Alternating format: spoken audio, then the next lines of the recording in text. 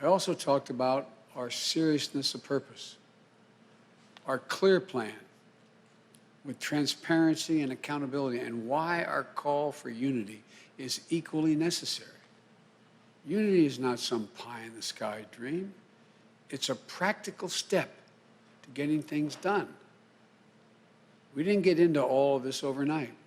We won't get out of it overnight either. But we will get through it, and we'll get through it together. And today, I'd like to talk more about what that means in sparing no effort. I mean sparing no effort to get Americans vaccinated. Vice President Harris and I, we just received a briefing from our COVID team. Truthfully, we remain in a very dark winter. Infection rates are up 34%. More people are being hospitalized because of COVID than ever before. We're up to between 3,000 and 4,000 deaths per day as we approach a grim milestone of 400,000 deaths in America. That's staggering, to state the obvious. I know the pain that so many of you are experiencing right now, starting by sitting down for breakfast this morning and staring at an empty chair around the kitchen table where a loved one used to sit, laugh, talk about how you love one another. I know the frustration that we're all feeling. Almost a year later, we're still far from back to normal. The honest truth is this: things will get worse before they get better. I told you I'll always level with you. You know, and the policy changes that we're going to be making are going to take time to show up in the COVID statistics. And they're not just statistics, it's people's lives. People getting infected today don't show up in case counts for weeks. Those who perish from this disease die weeks after exposure. So it will take time. But I know there are things we can do, and we can do them now. For example, the vaccines offer so much hope. And we're grateful for the scientists and researchers and everyone who participated in the clinical trials. We're grateful for the integrity of the process, the rigorous review and testing that's led to millions of people around the world already being vaccinated safely. But the vaccine rollout in the United States has been a dismal failure thus far. And in today's briefing, we discussed five things we'll do in an attempt to turn things around. 5 things to turn frustration into motivation. 5 things to help us meet our goal of 100 million shots by the end of our first 100 days in office. Some wonder if we're reaching too far for that goal.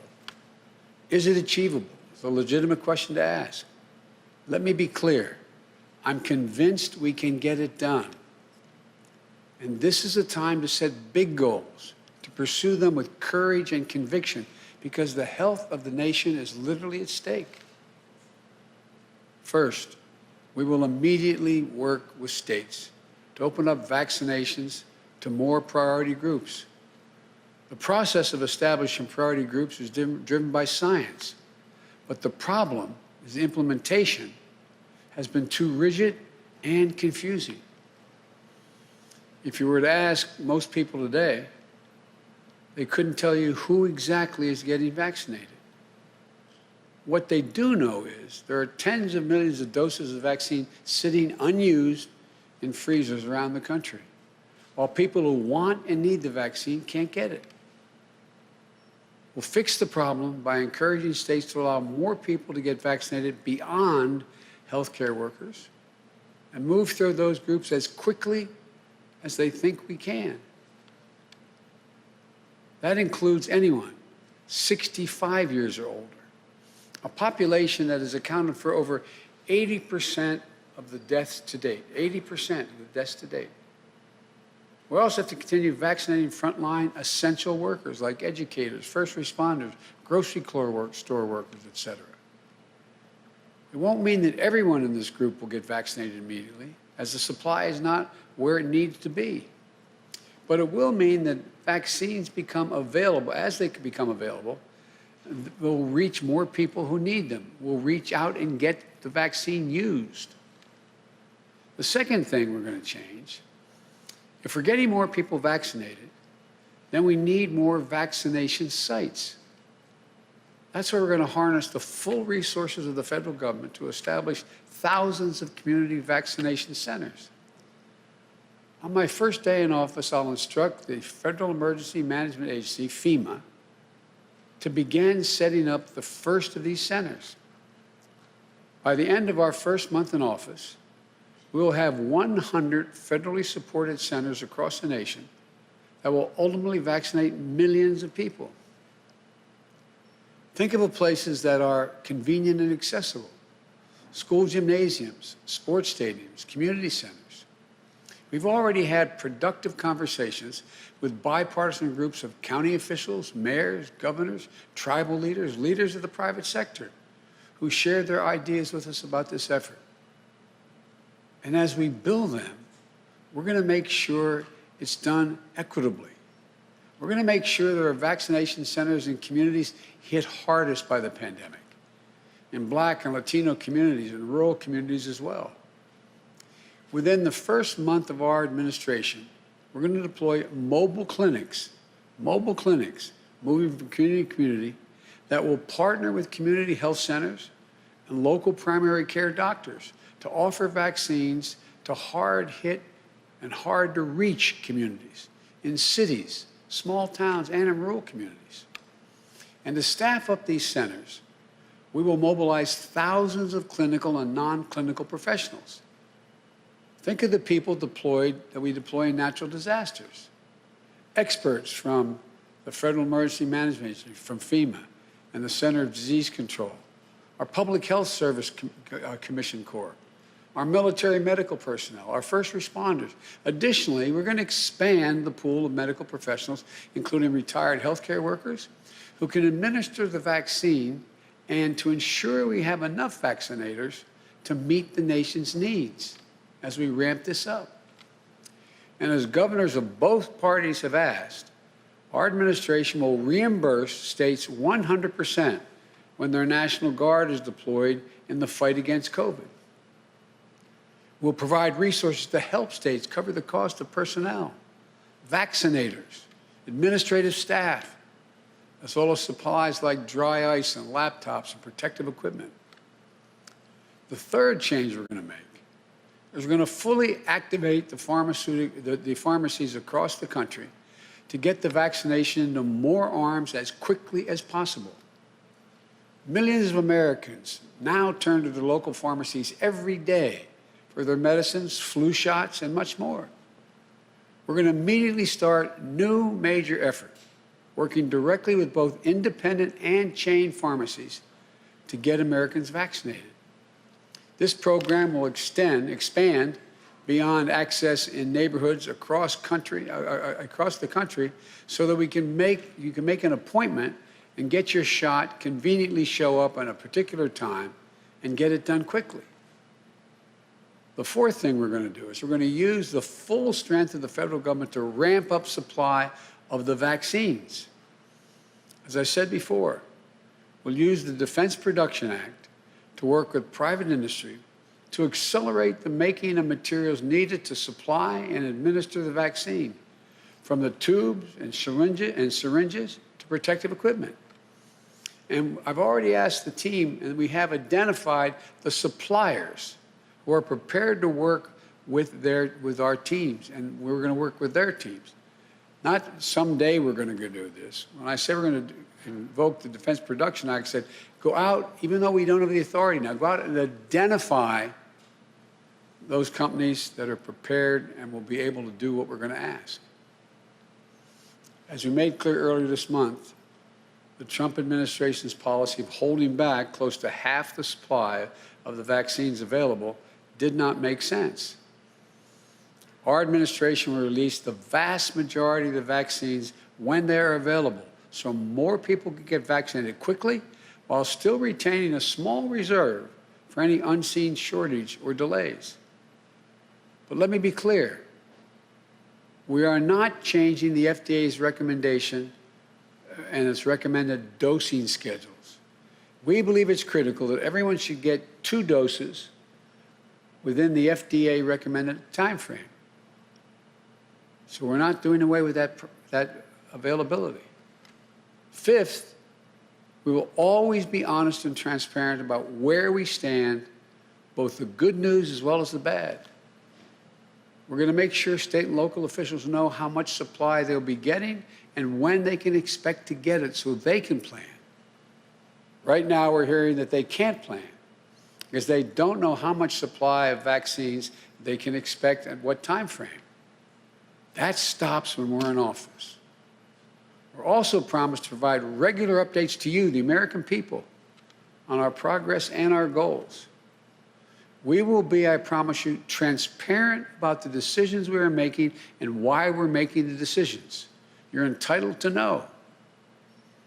Our administration will lead with science and scientists, with the Center for Disease Control, the National Institute of Health, that will be free and totally free from political influence. A Surgeon General who's independent and speaks directly to the American people. The FDA, whose decisions are based on science and science alone, speaking directly to you.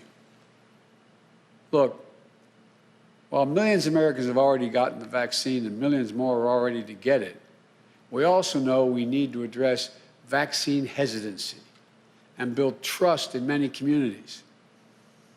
We know that's the case, for example, in Black, Latino, and Native American communities.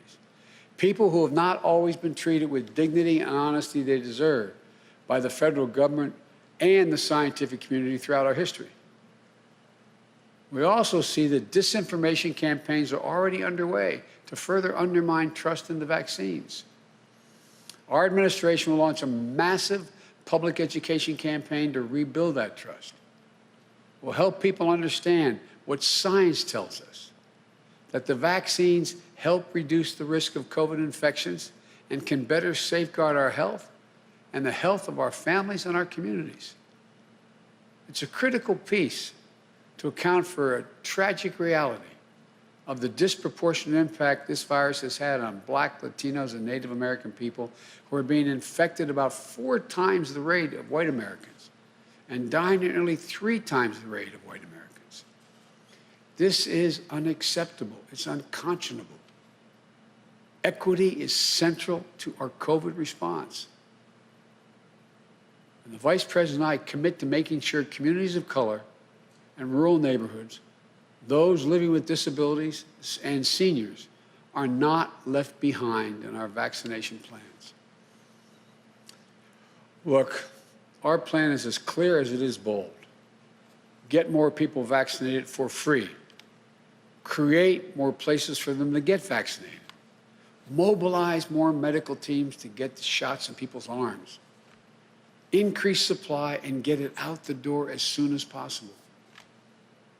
This will be one of the most challenging operational efforts ever undertaken by our country. But you have my word that we will manage the hell out of this operation. But as I said last night, we need funding from Congress to make this happen. And I'm optimistic. I'm convinced the American people are ready to spare no effort and no expense to get this done. All of these steps will take some time. It may take many months to get where we need to be. There will be stumbles. And yes, I know so much has already been asked of you. And when we're sworn in next week, we're going to ask you to keep the faith and keep following what we know works. One of our 100-day challenges is to mask up everyone. The day we're inaugurated, I'm going to ask you to mask up for the next 100 days. This is not a political issue. And I will issue an executive order to require masks where I have the authority to do that. For federal workers, and federal property, on interstate travel, like trains and planes. We'll also be working with mayors and governors in red states and blue states and ask them to require masking up in their cities and their states.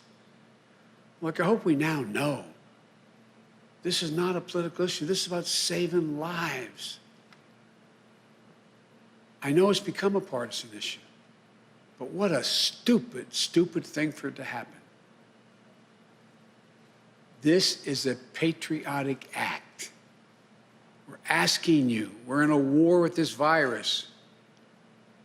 And experts saying have shown that wearing a mask from now until April will save as many as 50,000 lives. Quite frankly, it was shocking to see members of the Congress, while the Capitol was under siege by a deadly mob of thugs, refusing to wear a mask while they were in secure locations. I'm so proud of my congresswoman right here in the state of Delaware, Lisa Brunt Rochester, trying to hand out masks while people are lying on the floor, huddled up, and a Republican colleagues refusing to put them on. What the hell's the matter with them?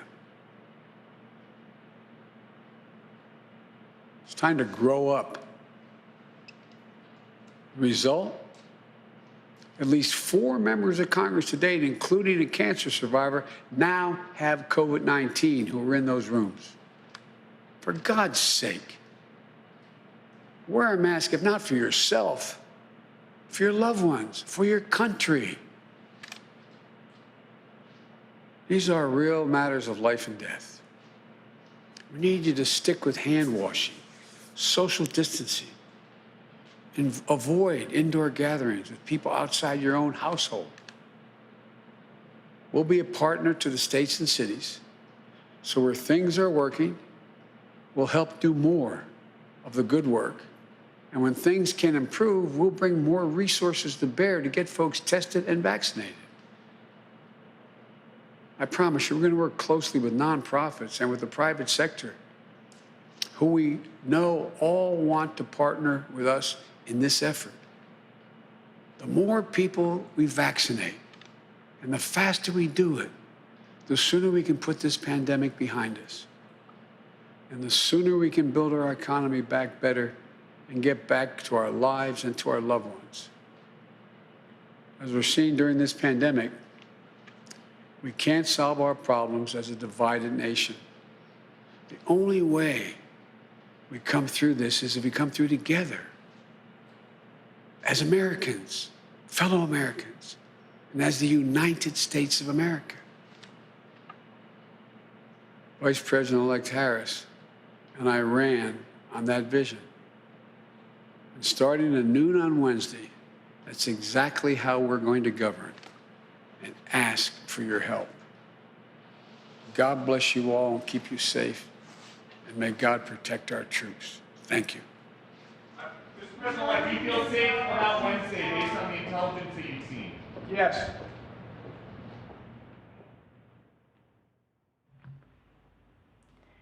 All right, we've been watching President-elect Joe Biden outline his plan to administer COVID-19 vaccines to the U.S. population. We heard the president-elect there say at the end of his remarks, we're going to mask up for 100 days. This is not a political issue, Mr. Biden said.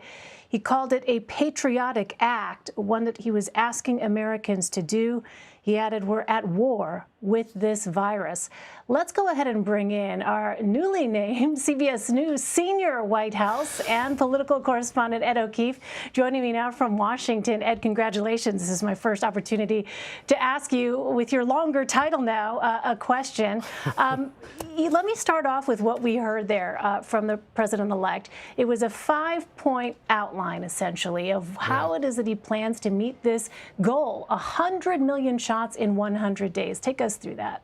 It's a really ambitious one, and one that I think brought a lot of pause to people when he made it a few weeks ago, because there was real concern about the ongoing logistical challenges of getting those shots in the arm. And as you heard him say there today, and as there's been some reporting throughout today, the Biden team is now incredibly frustrated and somewhat, caught off guard by the fact that the planning for not only the vaccine distribution, but just the ongoing federal response to the pandemic has been so shoddy and far less robust than they initially thought. This is the important part of why they wanted to get in and get started on transition briefings, for example, as soon as they could right after Election Day, and why that 20 or 12-day delay, however long it was, feels like ancient history now, was so critical, Yeah, it because does. it would have allowed them to get a better handle on this sooner. So look, last night, remember, he spoke, laid out a plan for $1.9 trillion in rescue attempts to get the country out from under this. And among the proposals he made was a $20 billion request to expand the national vaccination programs. And it would include things like encouraging the states to open up the vaccines to people beyond frontline workers and those above the age of 65, to try to accelerate it and say, look, if you get it out to more people, obviously you're helping the rest of the public get healthier sooner, or at least to be safeguarded against it. Wants to open up new federally backed vaccine centers across the country, mobile vaccination clinics that could get to harder to reach areas, rural communities, maybe some parts of big cities, encouraging the states and cities to find stadiums and other large public areas where they can not only be testing for COVID, but now also vaccinating against it.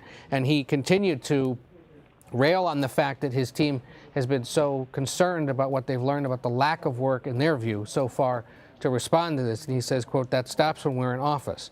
Also notable, and we're going to have to hold them to this, Elaine, he says, we're going to be transparent about the decisions we're making and the progress we're making. And I think that sets him up for some really early potential issues should they not be meeting the mark and should they be falling short of the 100 million vaccinations goal. But all of this, last night, today, some things he'll do tomorrow, announcing another cadre of science advisors, is designed to remind people that despite everything else that's going on in this country, or maybe just to sort of refocus attention on what is so apparent and urgent to so many Americans, and that is that this pandemic is raging on, sickening hundreds of thousands of people, and continues to leave the economy in tatters. And Ed, I was struck at the beginning of his remarks, the very, very sober tone in which the president-elect said that we remain in a very dark winter, he called it. Yeah. And he said things will get worse before they get better.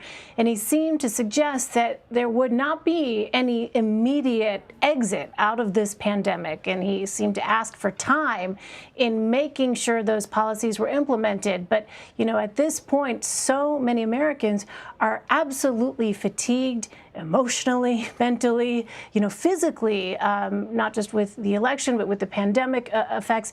What did you hear there with respect to sort of setting expectations for Americans in the months ahead? Well, that's exactly what it is he's trying to get out ahead of his big start on Wednesday and say, look, based on what we've learned, it's going to take even longer than we initially anticipated. And if you read the fine print of the proposals they put out last night, $1.9 trillion, about a 19-page fact sheet that they shared. In there, he's calling for an extension of, for example, unemployment benefits until the end of the third quarter, the end of September. Extension of some of the other federal relief until then, which is a marker that, at least for now, his team believes it's going to take at least that long for people to be able to find meaningful work again, let alone the possibility that it's going to take at least that long to get enough Americans vaccinated to the point where, you know, perhaps the masks can come off, or in some sort of normalcy, whatever that is now post-pandemic, will look like. And that is a longer runway than I think many people were anticipating even around Christmas time, but this is the result of the spike in infections that we've seen across the country after holiday travel, and despite the calls to, you know, to socially distance and to take precautions. And I think it just really aggravates him and his team to the core that they have to keep trying to convince people to wear masks, even members of Congress, as he pointed out there, recounting the experience of some members in the midst of that Capitol siege who were in a room with Republicans who refused to wear them. But it's telling that he feels, you know, you can say, you know, wear it for your country, wear it for your family. It's just a sign of how difficult it's been to convince people that they need to do this, and it's something that he's going to continue to do. But, you know, we talked a little bit about this last night, the idea that he's taking on sort of an FDR style, straight, blunt talk, sharing, you know, dark yet important information about the reality of what's going on. I think for many Americans, it's going to be a relief to have a president that does that. For others, it's going to be a bit of a whiplash. And for yet others, there's going to be a lot of doubt about whether he's going to be able to turn things around quickly. And I think by trying to set expectations and say it could take a while, he's trying to signal, look, the light isn't going to just flip on the 21st of January. It's going to take a little while. But you're also going to see him probably blaming the current administration, soon to be former administration, for creating and leaving him such a mess.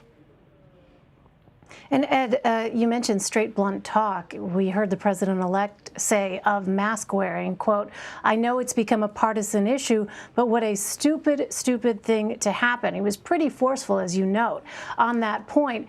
But is it clear in private conversations that maybe you've had with advisors, Ed, how exactly a Biden administration is going to tackle this issue of, in some cases, very deep-seated skepticism when it comes to mask wearing, when it comes to vaccine disinformation and hesitancy? Yeah, it's an element of this that they haven't necessarily talked much about, but I think that's why you keep hearing him talk about, I know that's why he keeps talking about his outreach to mayors and to governors and to other local leaders to try to encourage them to, mandate mask wearing and other measures to help protect people, and his sort of push for unity and the idea that he will work with Democrats and Republicans to make this happen. I wouldn't be surprised if in the coming days we hear about or we learn about plans for some different kind of public campaign to boost awareness and also encourage people to go get their shot. There really hasn't been a whole of government or whole of society attempt to really encourage that yet. And this is an administration, having many veterans of the Obama administration, that knows how to put those kinds of campaigns together. And so we'll see if they do that. But it's hard to govern around human behavior, especially human behavior that is adverse to the greater public health. And it's going to be a real challenge for them, I think, especially in the first few weeks, as they try to boost participation in the vaccine program and then try to make sure that those infection rates continue to go down. All right, Ed O'Keefe, CBS News senior White House correspondent and political correspondent. Ed, how's that feel? Hearing you say it sounds pretty good, Elaine. And you're the first to, so thank you. I feel so honored to be the first to actually ask you a question with your new title there. You're definitely one of the best in the business, and so well-deserved. Congratulations. Thank you. And we are going to take a quick break, but we've got a lot more news ahead. Stay with us. You're streaming CBSN, CBS News, always on.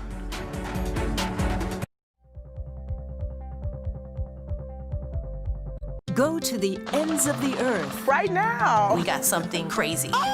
Boom. And reach for the stars. Here we are.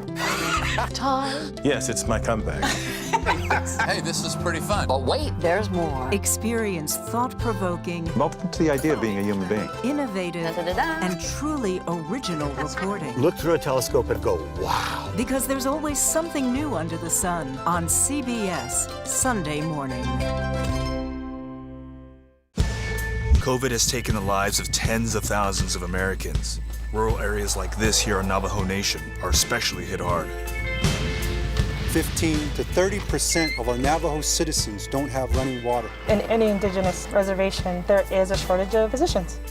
Native Americans are amongst the most vulnerable and hardest